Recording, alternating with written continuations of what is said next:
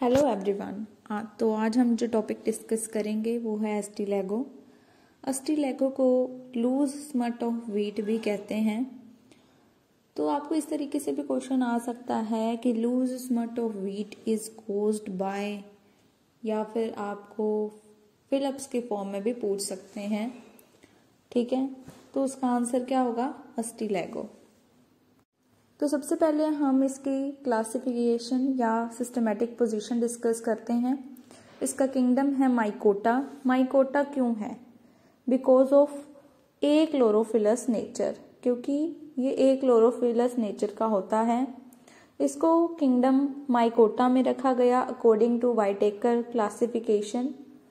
Then division इसका है अमेस्टिगो mycota या फिर यू माइकोटा भी कह सकते हैं। अब इसका डिवीजन ये क्यों है? It means flagellar species are absent in life cycle.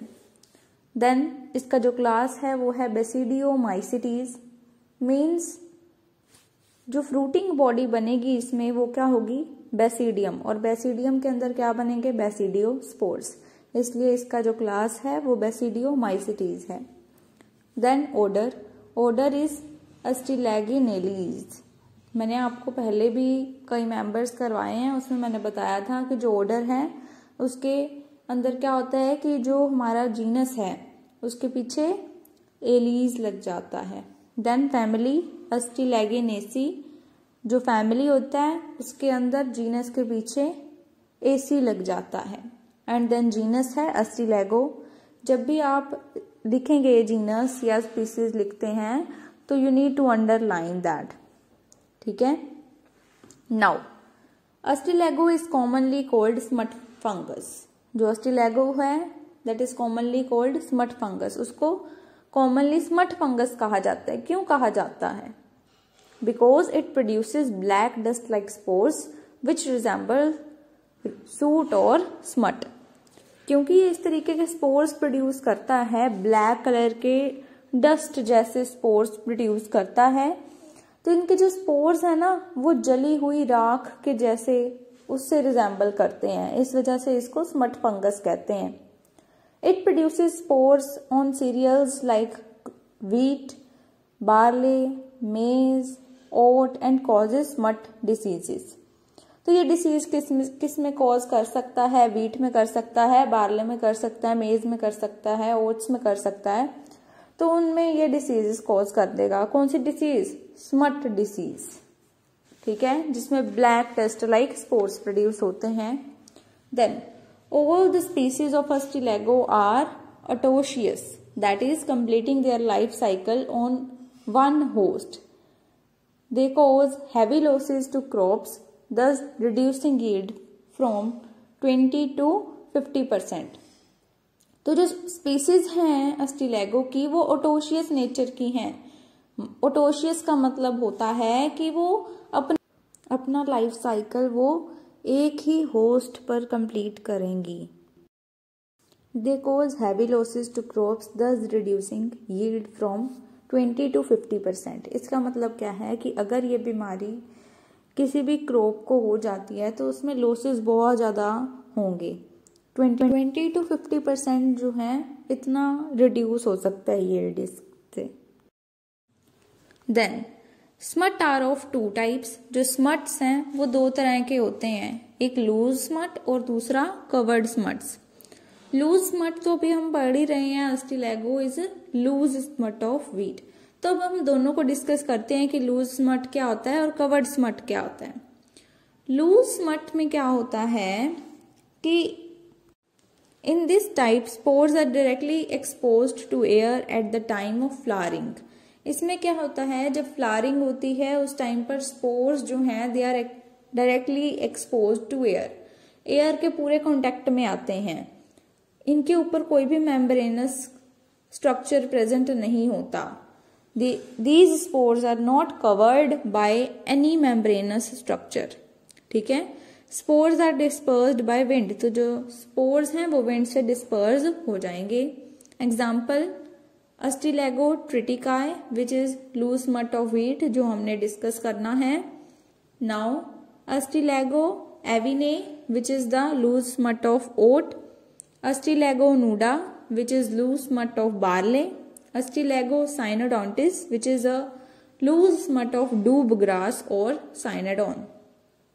तो ये आपको याद रखने हैं कौन किस में डिसीज कॉज करता है, कौन सी स्पीसीज, ठीक है। नाउ अब हम डिस्कस करते हैं covered smuts. In this type of infection smut spores are not exposed to air but remain enclosed in a membranous covering.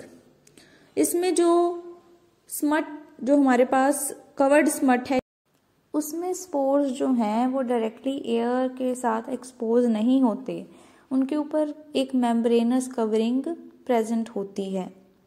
The spores are held together due to decomposition of a fatty matter. They are liberated by breaking up of wall of grain during threshing. तो जैसा कि मैंने बताया कि इसके अंदर जो spores हैं वो एयर के साथ डायरेक्टली एक्सपोज नहीं होते। ये इसमें होता क्या है कि फैटी मैटर के डिकम्पोजिशन होने की वजह से वो उसके साथ ही चिपके रहते हैं। एंड जब अब मैंने बताया कि ये क्योंकि डायरेक्टली एक्सपोज नहीं है तो एयर के थ्रू तो ये होंगे नहीं डिस्पर्स। तो इसमें क्या होता है कि जब थ्रेशिंग की जाती है ना तब इसकी ग्रेन की जब वॉल ब्रेक होगी तब इसके अंदर से स्पोर्स निकलते हैं। The infection is seed borne. इसका मतलब क्या है, मतलब सीड में सीधा इन्फेक्शन हो जाता है इसमें। एग्जाम्पल याद रखेंगे आप, Ustilago hordei which is covered smut of barley, then Ustilago maydis which is covered smut of maize, then हमारे पास है Ustilago scitaminea which causes whip smut of sugar cane. तो ये शुगर केन के अंदर जो है डिसीज कॉज करती है। तो अब हम करते हैं डिसीज साइकिल।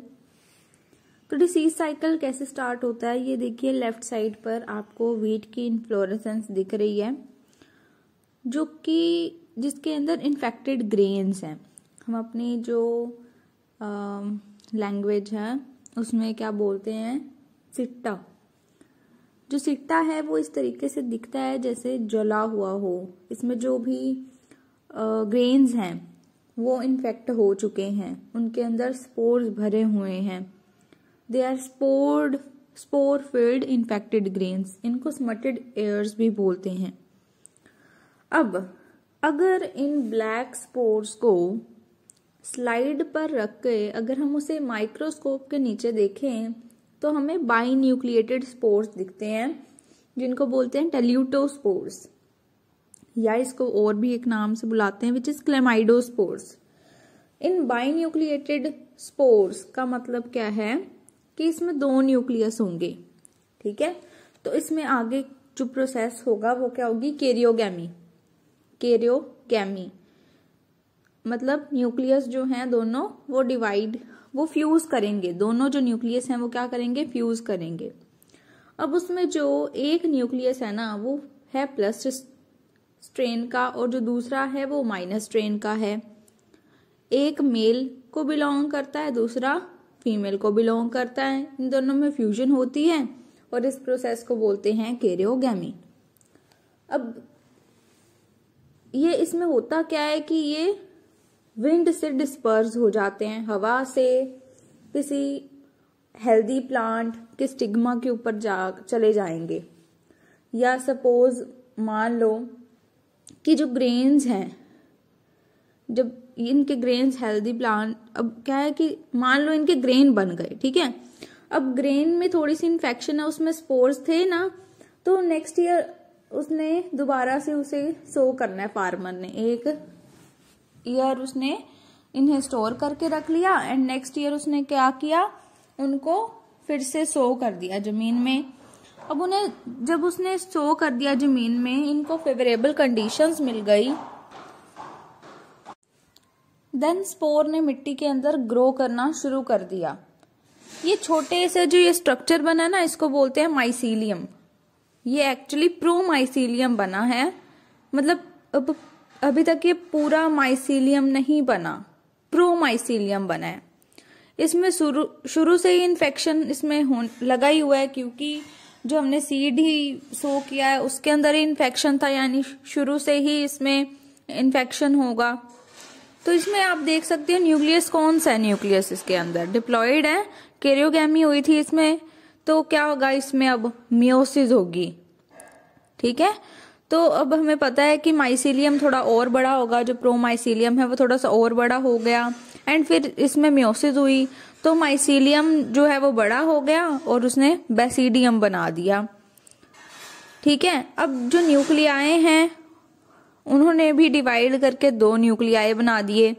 2 न्यूक्लियाए डार्क कलर के दिखाए हुए हैं और 2 जो न्यूक्लियाए हैं ना वो सिंपल ही हैं।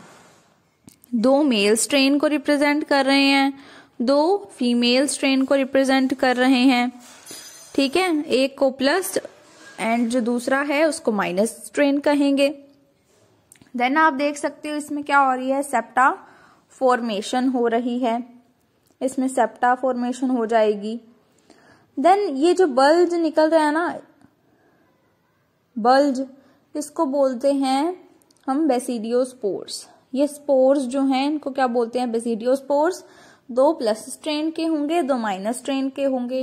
देन ये जो बेसिडियम है उससे बेसिडियोस्पोर्स सेपरेट हुए, देन सेपरेट होकर ये जमीन पर फिर से गिर गए। देन इन प्लस एंड माइनस स्ट्रेन की फ्यूजन हो रही है, देख सकते हो आप नीचे वाली साइड पर डायग्राम इसका बना हुआ है।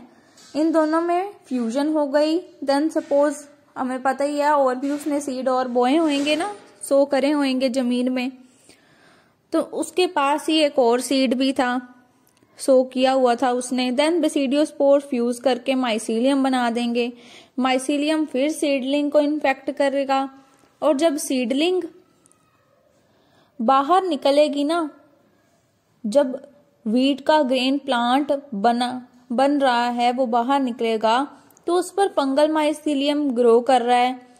अब ये देखो कि प्लांट के अंदर इन्फेक्शन हो गया है। क्यों हुआ है? क्योंकि सोइल में से ये इन्फेक्शन लेकर आया है। वो जो स्पोर्स इस पर गिरे हैं ना, उससे इन्फेक्शन इनमें हो गया। तो आगे क्या होगा देखो, ये जो नया ग्रेन से जो प्लांट अभी मतलब हो रहा बन रहा है, ये भी इन्फेक्ट हो गया एंड ये ग्रो करेगा और इससे क्या बनेगा, डायकैरियोटिक माइसीलियम बन जाएगा। ठीक है, उसमें भी 2 न्यूक्लियाए हैं, डायकैरियोटिक 2 जो हैं उसमें न्यूक्लियाए हैं। Di means 2, karyo means nucleus. ठीक है, तो सेल में 2 न्यूक्लियाए हैं।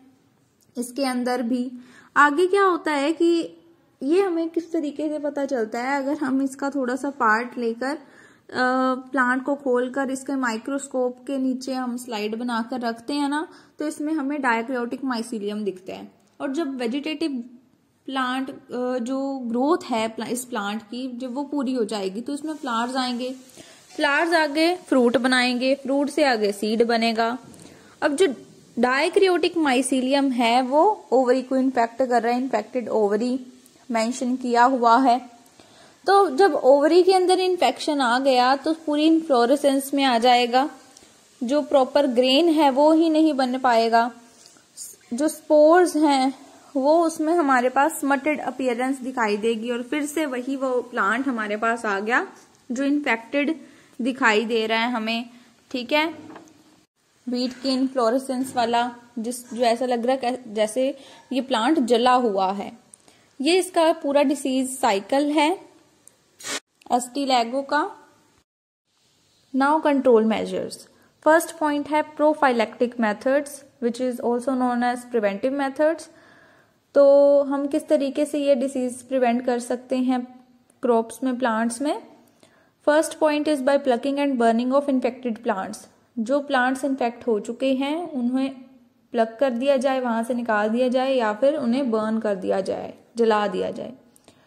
सेकेंड पॉइंट है कि use of healthy seeds during sowing. Sowing के टाइम पर हेल्दी सीड्स का इस्तेमाल किया जाए तो भी। थर्ड पॉइंट है बाय क्रॉप रोटेशन। अगर हम क्रॉप रोटेशन करते हैं तो भी ये डिसीज प्रिवेंट करी जा सकती है। एंड फोर्थ पॉइंट है सैनिटेशन इन फील्ड। अगर हम जो फील्ड है उसके सैनिटेशन का ध्यान रखें, उसकी साफ सफाई का ध्यान रखें, तो भी हम प्रिवेंट कर सकते हैं इस बीमारी को।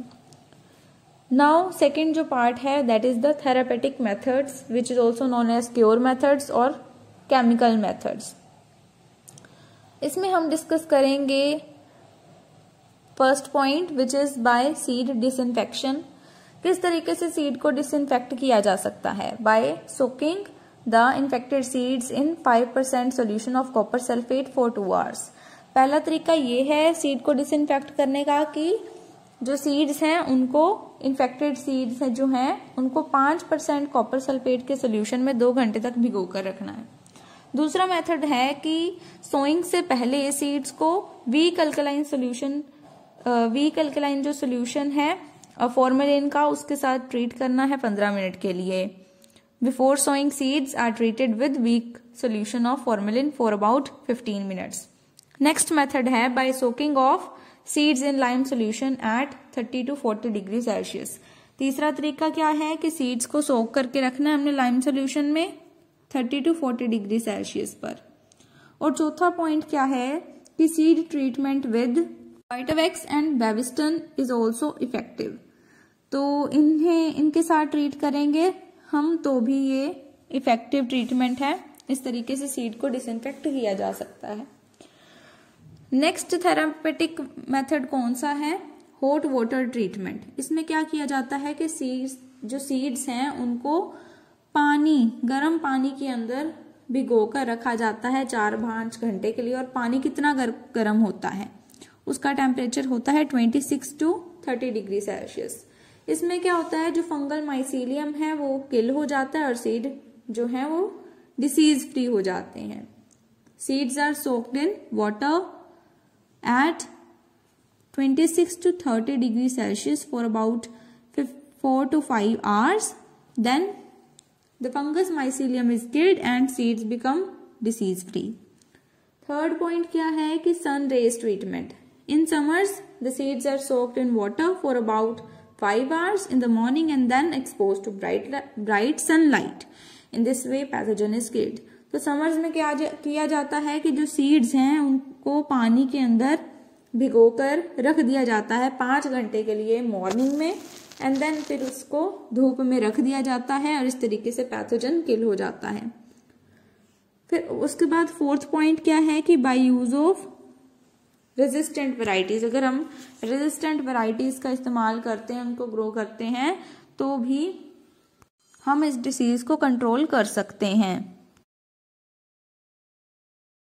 तो ये अस्टिलैगो टॉपिक कंप्लीट हो गया आपका। तो अगर आपको आज का लेक्चर समझ में आ गया है तो इस वीडियो को लाइक और मेरे चैनल को सब्सक्राइब जरूर कर दीजिएगा। Thank you.